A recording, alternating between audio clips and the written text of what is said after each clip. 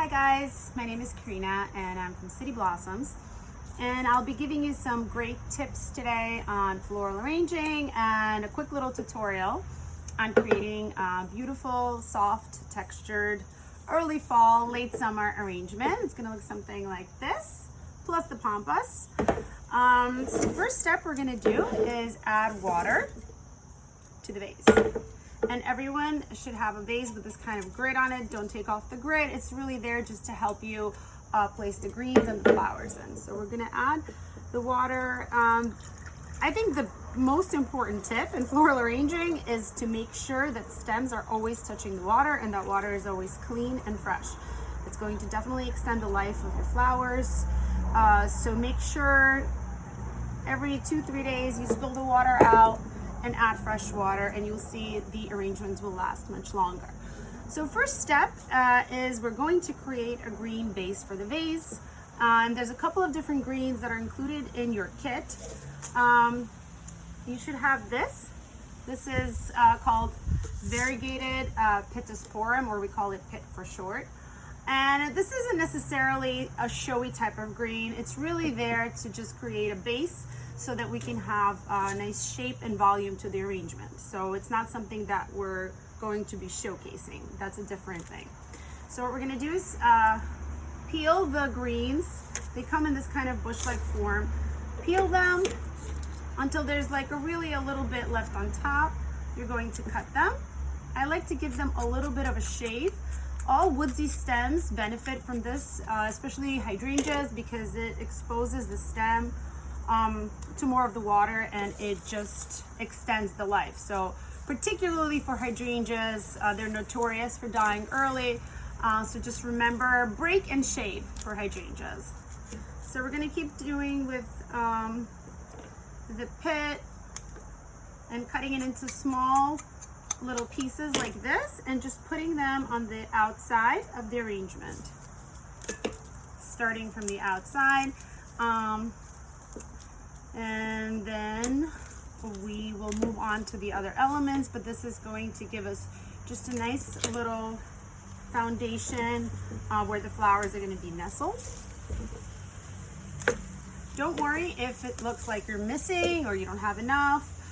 It's just a touch. You don't need too much of this.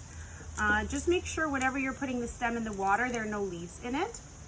That's true for all flowers. Because then it really, you want to minimize who's drinking that water and you want it to go to the very top. So all flowers that have leaves, we like to clean them and make sure that the stem doesn't have any leaves when it touches the water. So we're almost done here. Just adding a few more.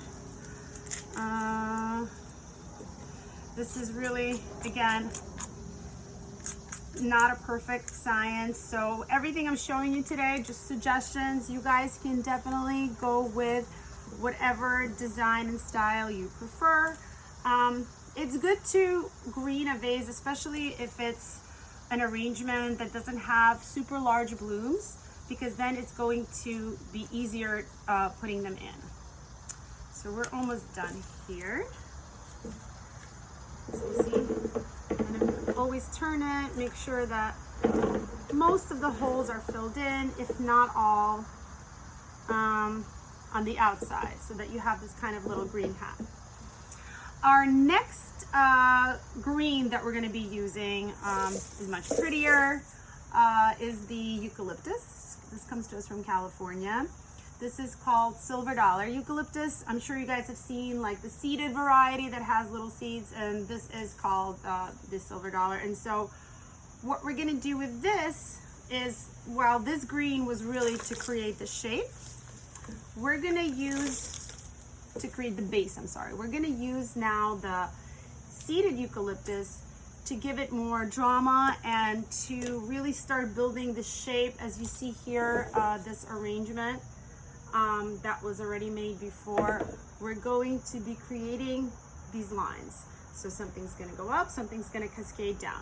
Again, not a perfect science. You guys are free to create as you please, but this is what I'm doing if you wanted to follow along. And I'm not gonna put all of the seeded eucalyptus in. I'm gonna save some for later.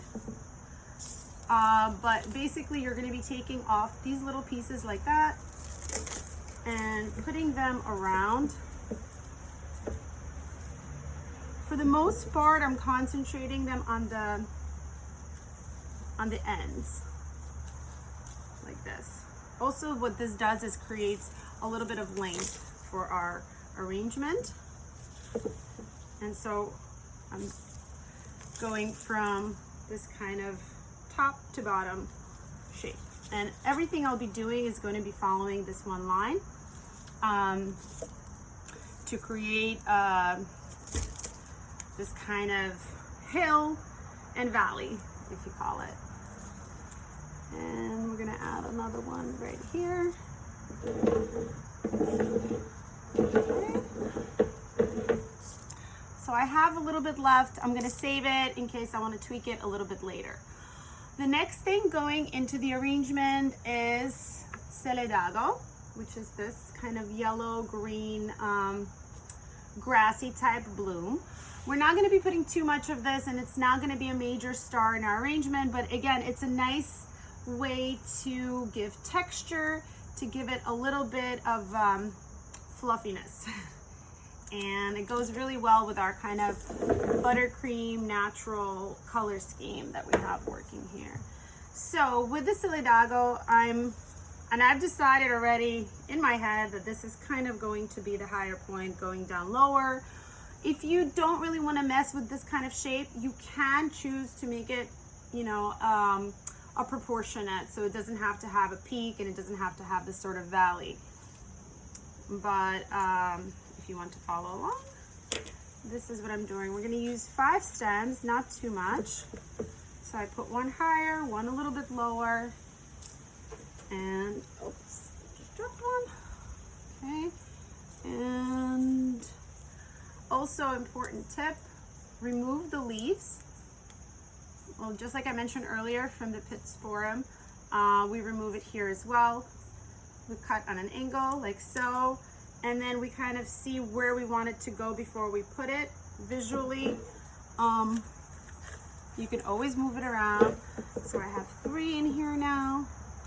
I'm going to put this 4th one, make it a little bit longer, and put it kind of towards the side. So already you see it's starting to elongate the arrangement with a little bit of height here and a little bit of a cascade here. And the last one is just gonna go somewhere in the middle like this. So now we have our pittosporum, we call it pit for short. We have our eucalyptus, and then we have our Celedado. The next flower that we're gonna be working with is this beautiful rose. And it's called Creme de la Creme. It looks, when it's closed like this, kind of yellow buttercup, but it really opens up and becomes almost ivory. So if you get this rose and you want to see any of the stems like this, any of the petals a little bit brown, that doesn't mean that the rose is bad. It's just peel them off.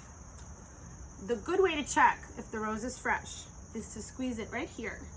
Give it a little bit of a squeeze. If it feels firm, then you have some life left in this rose and it's fresh. If it feels empty when you squeeze it right here, that means it's probably old. It's hard to tell just by seeing if the rose is open or not, because there's some varieties that open up huge and others that are tighter. So the best way is just to give it a squeeze. We're going to be using 5 roses, 5 of these Creme de la Creme roses. And again, I'm following the shape that I already created with the greens and placing the roses in this kind of scattered pattern. I'm not going to be using the rose to give this kind of line that you'll see later that I'm going to be using with other flowers that are more interesting. The rose is going to be more or less nestled within the greens.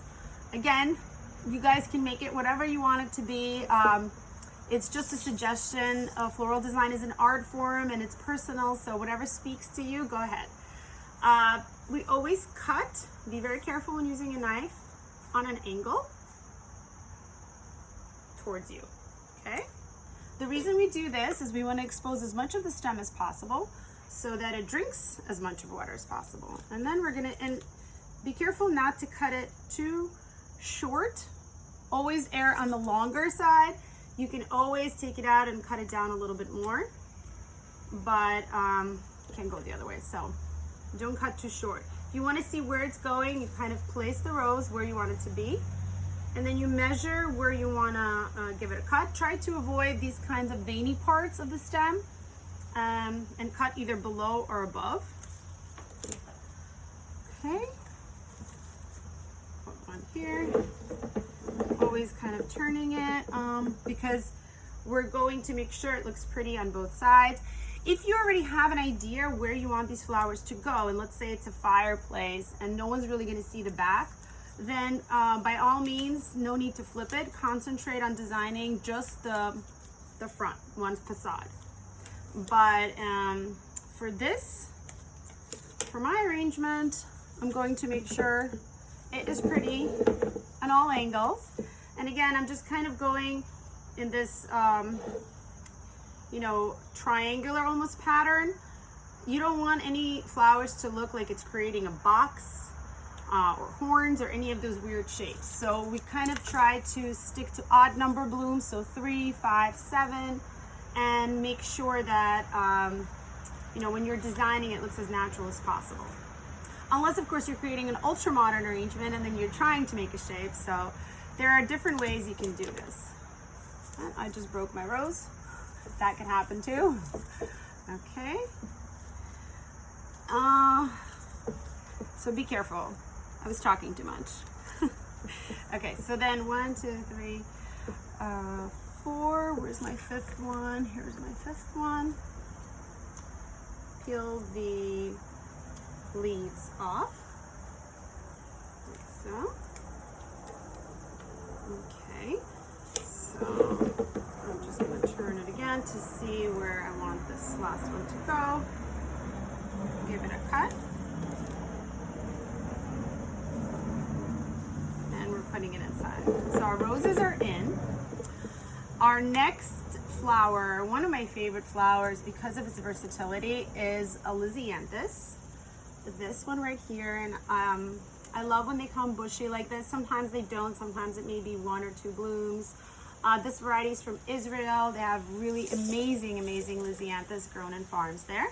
And the beauty of this flower is that it can give us so many more blooms.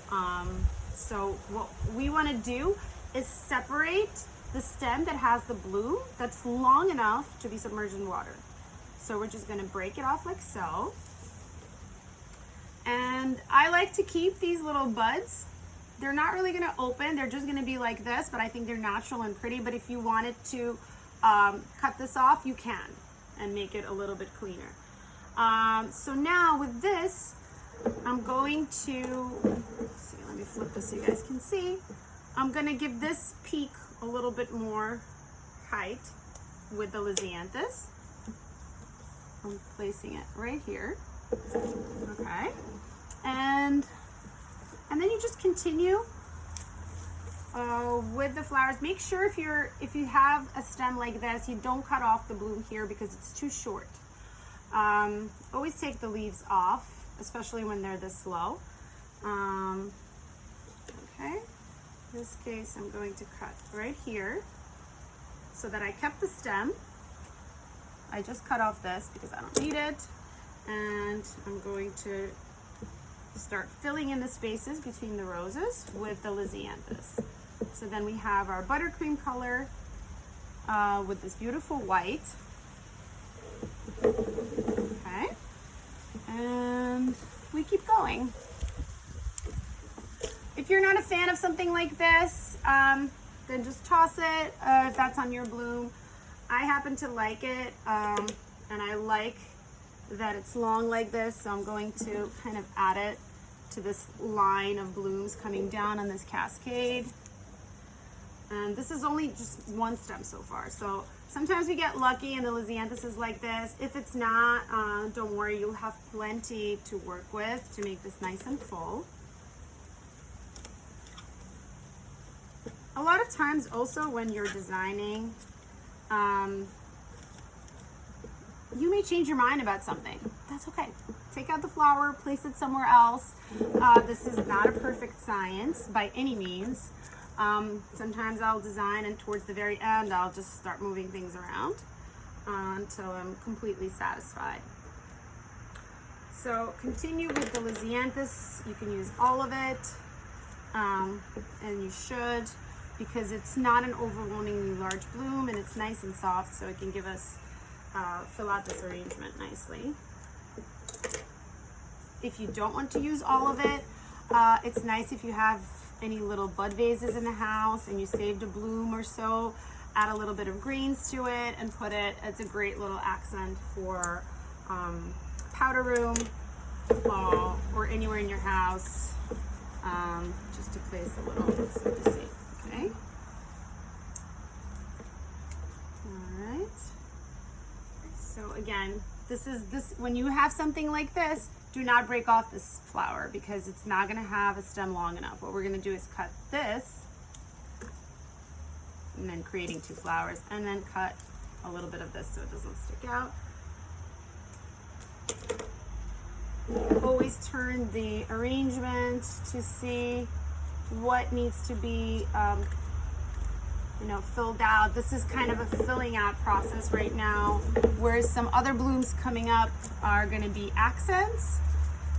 These are, and I don't want to say the word filler because filler insinuates that it's like, not a great flower, but Lisianthus is great because it has so many blooms in it and it looks very soft. Okay, done with the Lisianthus. So you see here we are having this beautiful soft color scheme coming together, and we're gonna add a little more greens but later. Our next flower, which I know doesn't look like a flower, is a scabiosa pod. And it has, I like it for fall arrangement because it has this like dried quality to it, and like amazing texture and shape. So what I'm gonna do with this, and we're using 5 of these in the arrangement, I believe maybe 4 or 5. We're gonna be putting them kind of longer and shorter. So, because I want to make sure they don't get lost since they are small. So they're gonna be nestled in between, but then some are gonna be flying out a little bit. For example, this guy, we're gonna put right here. And then I will do it, then I'll flip it around and show you guys because it's sometimes hard to see things in reverse on camera. So I have these 3 flying out here. Already you see how it gives it a little bit of whimsy. And then I have 1 lower, and you don't want anything on the same level. Again, our goal here is to kind of follow nature and how flowers grow and to avoid anything that may seem artificial. Okay, so I have them kind of in this high-low pattern. And I'm gonna put the last guy probably somewhere over here.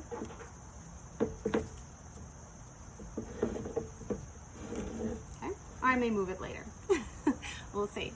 Okay, last but not least, one of my favorite elements to work with, but sometimes difficult, is pampas. So what you guys have here are little pieces that we assembled for you so it's easier to work with.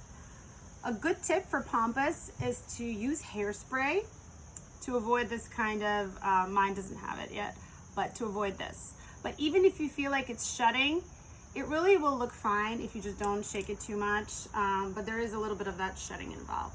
Now, where do we put the pampas? Obviously, everyone's choice. I love to create drama with it and to create beautiful lines. So I'm going to continue with this kind of pattern of having it, and you can also just kind of place it first before you put it in to the arrangement. Just place it next to it to see where you want it to go. And then once you're kind of satisfied, just carefully place it in and see if that works for you. And if it doesn't, you place it somewhere else. Okay. this one is here, and you don't want anything to stick out on its own like this, so I'm gonna add another little guy next to it to kind of continue this effect.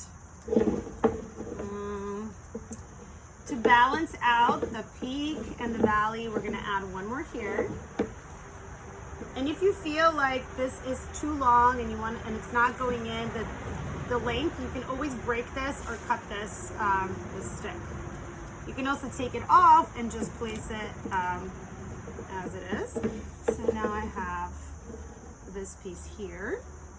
And then I'm gonna look at this carefully and see where else I want it to go. And I will probably put it somewhere here. And voila. Okay, not voila. Okay, let's see. Sometimes it can get tricky when you have these like large dramatic pieces. Okay, yes, this is it. So what I did is I kind of have this peak here and this cascade here. Now we go back to those little eucalyptus that you had left, and I'm gonna add tiny little pieces anywhere that I feel like still can use some. You don't have to, you know, there's no need to stuff everything in, but if you like this kind of boho drapey look, here it is. The arrangement is done. And just make sure that there's always fresh water. Make sure that it's not in direct heat, and if something dies, take it out. Probably the roses will be first. The Lisianthus, Gabiosa, and Pampas will last longer, so no need to toss the whole arrangement. I hope you guys enjoy this, and I can't wait to see all of your work. Thanks.